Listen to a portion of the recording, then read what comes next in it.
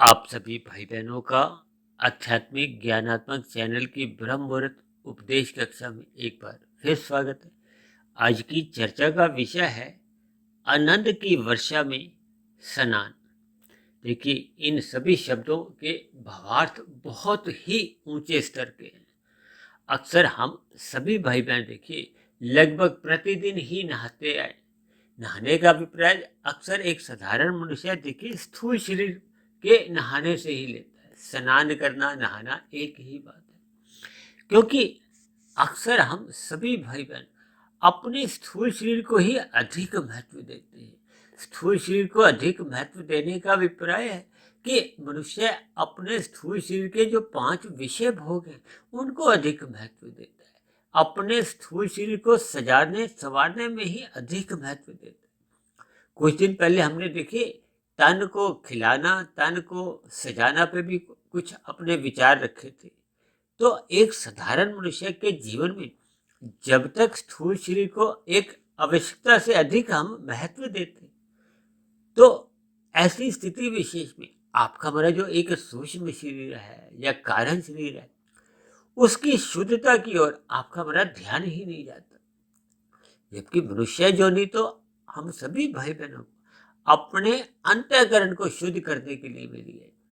जबकि एक साधारण मनुष्य अपने मिले हुए जीवन में स्थूल शरीर को ही अधिक महत्व देता है। स्थूल शरीर को अधिक महत्व देने का अभिप्राय क्या है कि उसकी रुचि विषय भोगों को भोगने की ही बनी रहती है। आपके स्थूल शरीर की जो 5 कर्मेंद्रियां हैं या 5 ज्ञानेंद्रियां हैं, मनुष्य की कर्मेंद्रियां सदैव ही जो धन कमाने के लिए दिन भर भागदौड़ करती हैं, उसका मूल उद्देश्य क्या होता है कि स्थूल शरीर को अधिक से अधिक विषय भोगों का सुख मिले। क्योंकि आत्मा का स्वभाव तो देखिए सदा ही सुख पाने की एक प्रवृत्ति बनी रहती है और दुख से सदा ही उसकी एक निवृत्ति की एक इच्छा बनी रहती है। ये तो आत्मा का ही स्वभाव है। और ये स्वभाव आप पक्षियों में भी देखोगे, पशुओं में भी देखोगे, कीड़े मकोड़ों में भी देखोगे, क्योंकि आत्मा तो सभी जीवों के भीतर रहती है। हालांकि शास्त्रों में तो सभी आत्माओं को एक समान गुण वाली बताई गई है। और समान गुण क्या है कि सभी आत्माएं ज्ञान स्वरूप है। ज्ञान आत्मा का एक दिव्य गुण है। जबकि परमात्मा के लिए देखिए एक परम शब्द जुड़ जाता है, यानी कि परमात्मा एक परम चेतन सत्ता है, जबकि हम सभी आत्मा एक साधारण चेतन। शास्त्रों में कहा गया कि आत्मा अणु है, परमात्मा के लिए विभु कहा गया है। परमात्मा की सत्ता सर्वव्यापी है, बहुदेशीय है, जबकि आत्मा के लिए एक देशीय कहा जाता है। मैं अगर यहाँ हूं तो दूसरे स्थान पे नहीं संभव। जबकि परमात्मा के लिए एक सर्वव्यापी सत्ता कहा जाता है। इसी सत्ता को शास्त्रों में निर्गुण निराकार ब्रह्म शक्ति के नाम से कहा गया। इसी तरह शास्त्रों में एक दूसरी शक्ति को सगुण निराकार एक परमात्मा रूपी शक्ति कहा गया, जो कि सभी आत्माओं के साथ एक सखा रूप में कहो। भगवान श्री कृष्ण ने गीता में ही अर्जुन को ऐसा ज्ञान दिया है कि मैं सभी के हृदय में एक सखा रूप में रहता हूँ। जबकि तीसरी सत्ता का नाम भगवान कहा गया है, वो सगुण साकार रूप परमात्मा का एक आध्यात्मिक लोक में बताया गया।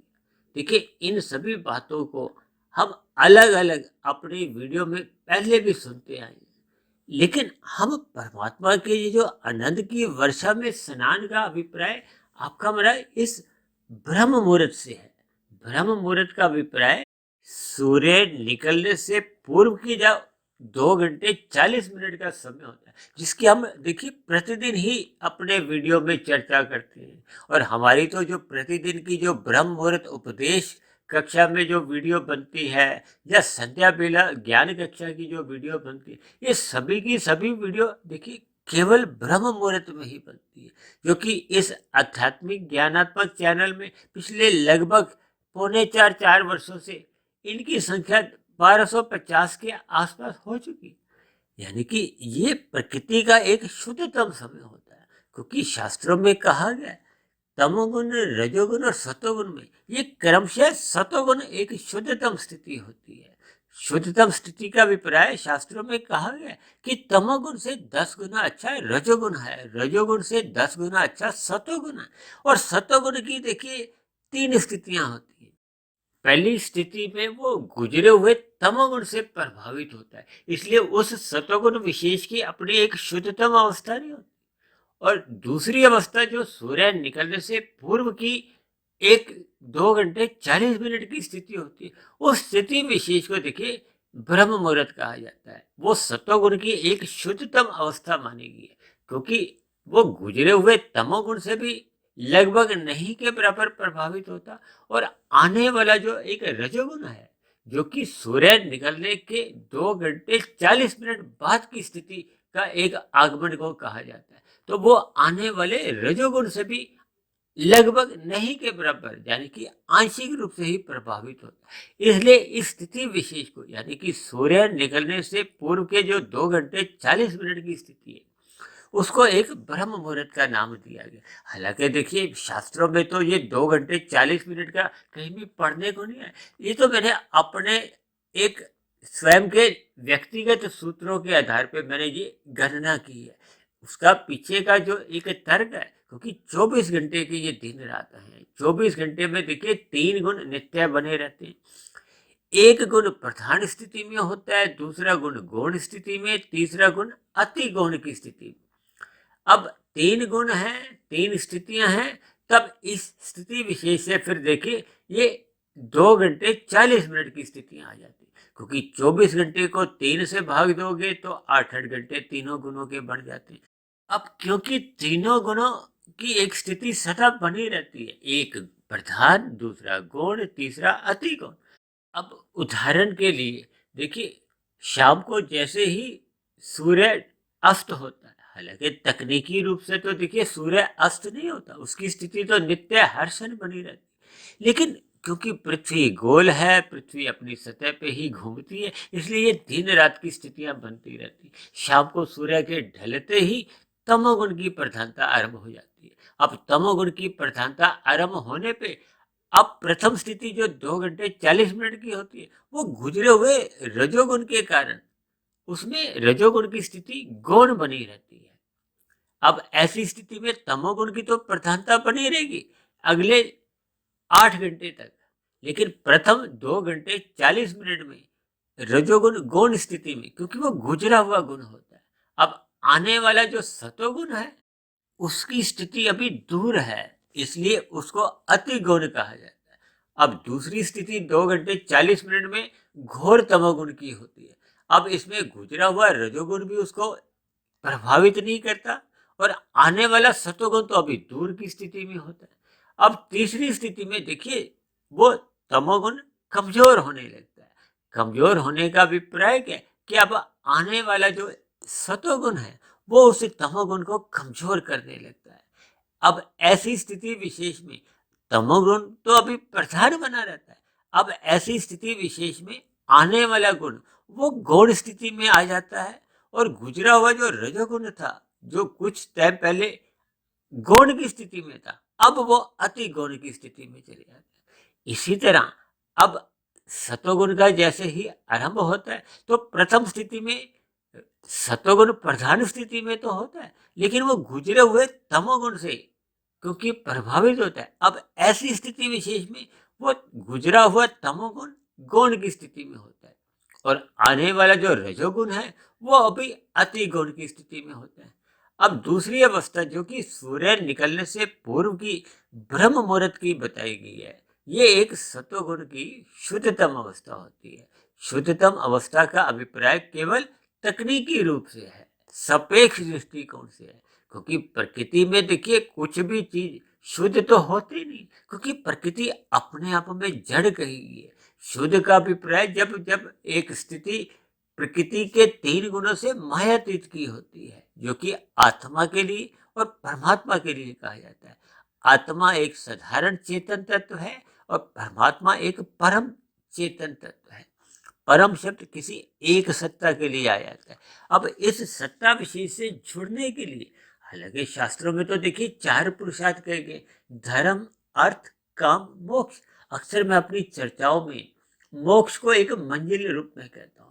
मोक्ष की स्थिति का अभिप्राय है कि जब मनुष्य अपने स्थूल शरीर के रहते रहते माया के ये जो 3 शरीर हैं इससे मुक्त हो जाता है। यह मुक्त होने का अभिप्राय है कि कारण शरीर और सूक्ष्म शरीर, शास्त्रों में कहीं कहीं कारण शरीर और सूक्ष्म शरीर को सूक्ष्म शरीर भी कह दिया जाता है और कहीं कहीं सूक्ष्म और कारण शरीर को कारण शरीर भी कह दिया जाता है। हम दोनों को ही थोड़ा अलग अलग बताते हैं ताकि ज्ञान की सूक्ष्म कड़ियाँ हमें समझ में आ जाए, क्योंकि आपके हमारे जो जन्म मरण का जो कारण होता है वो कारण शरीर होता है। कारण शरीर में ही आपका हमारा कर्माशय होता है और बने हुए संस्कार होते हैं जो केवल और केवल मनुष्य योनि में ही बनते हैं, क्योंकि मनुष्य योनि कर्म योनि है, साधना योनि है। साधना का अभिप्राय क्या है कि जब हम अपने कारण शरीर में जो एक तामसी और राजसी जो मल रूपी माने जाते हैं, हालांकि शास्त्रों में तो तमोगुण को एक मल के साथ जोड़ा जाता है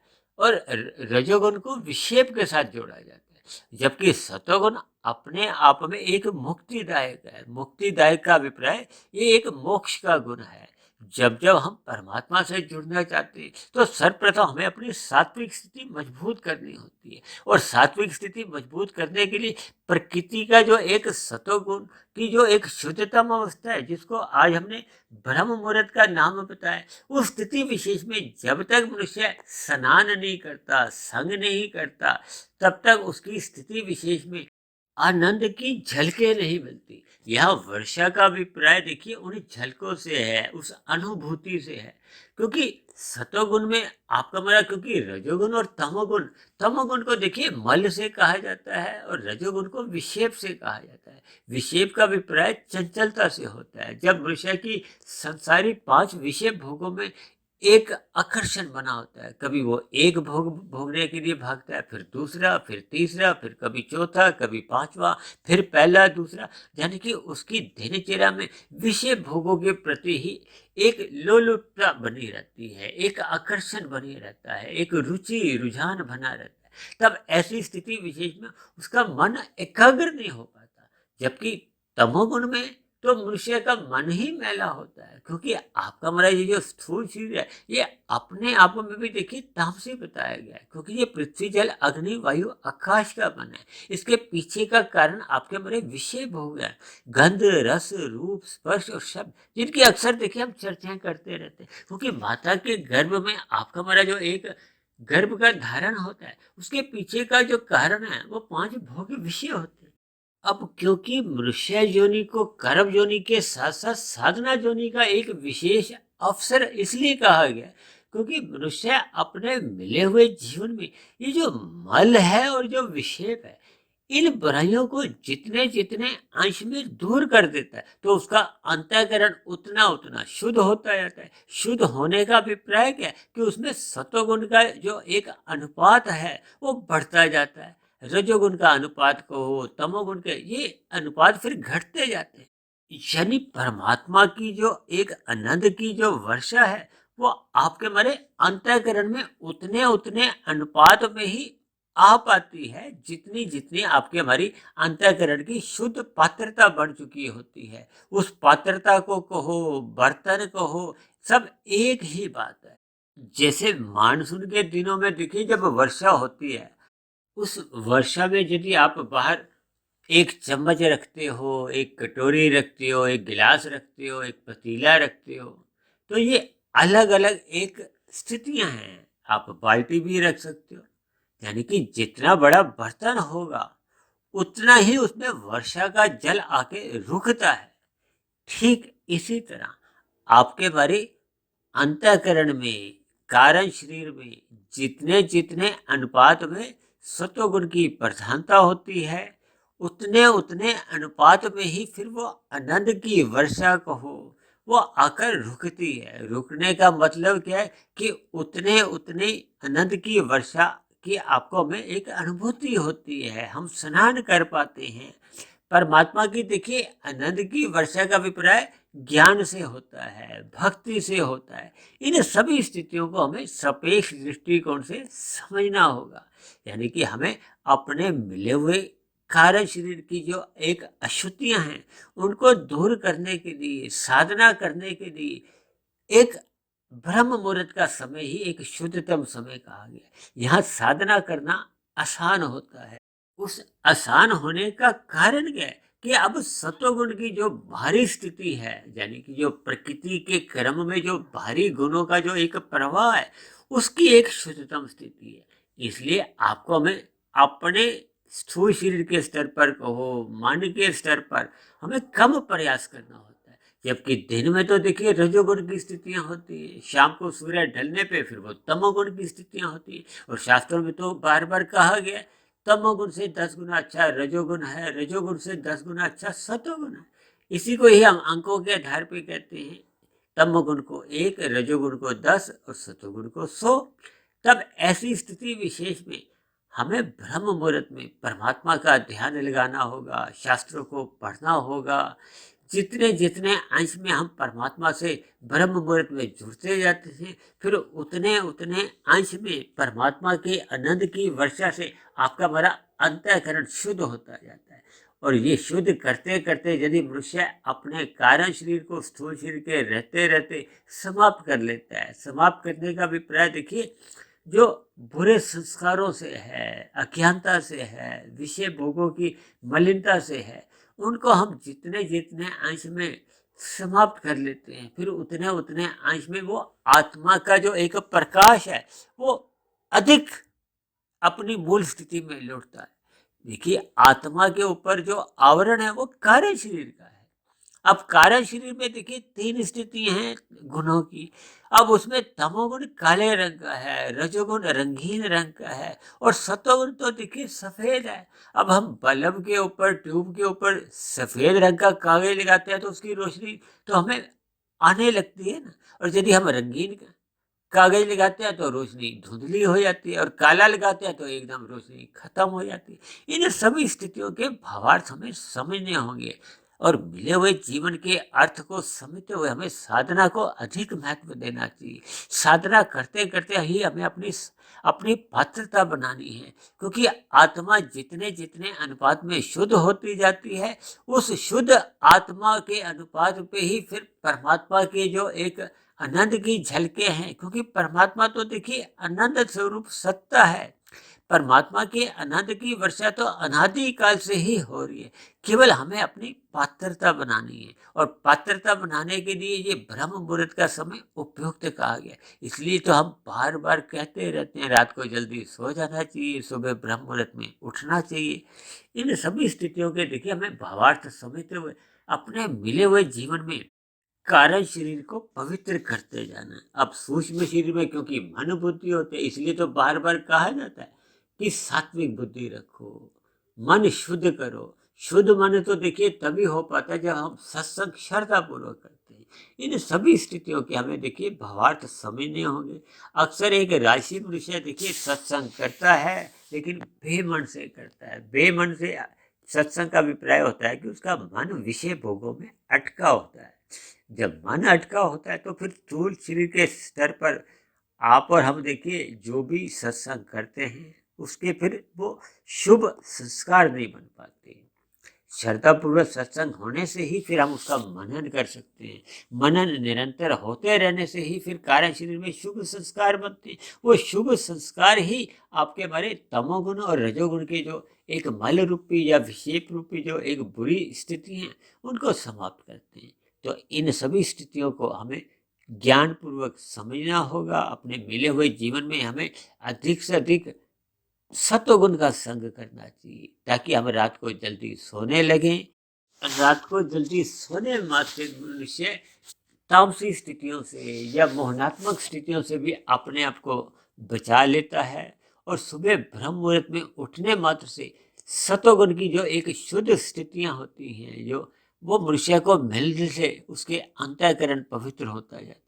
तो ऐसी सभी शुभ स्थितियां हम सभी भाई बहनों के जीवन में भी बनती जाएं, यानी कि आपका बड़ा अंतःकरण जितने जितने अनुपात में शुद्ध होता जाता है, फिर हम आनंद की वर्षा में हम स्नान करने की आपके हमारी पात्रता बनती जाती है। तो ऐसी सभी शुभ स्थितियां हम सभी भाई बहनों के जीवन में भी नित्य निरंतर हर्षण बढ़ते जाएं। इन्हीं शुभकामनाओं के साथ आज की चर्चा विशेष को अब हम यही विश्राम देते हैं।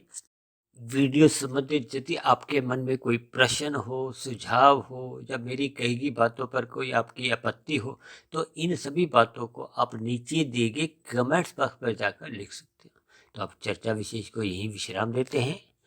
शाम को फिर मिलते हैं संध्या बेला 11 कक्षा में। तब तक आप अपने आध्यात्मिक मित्र सुधीर भाटिया फकीर को इजाजत दें। आप सभी भाई बहनों की भी आनंद की स्थितियां निरंतर हर्षण मजबूत होते जाएं, इसके लिए मेरी ओर से आप सभी भाई बहनों को बहुत बहुत शुभकामनाएं।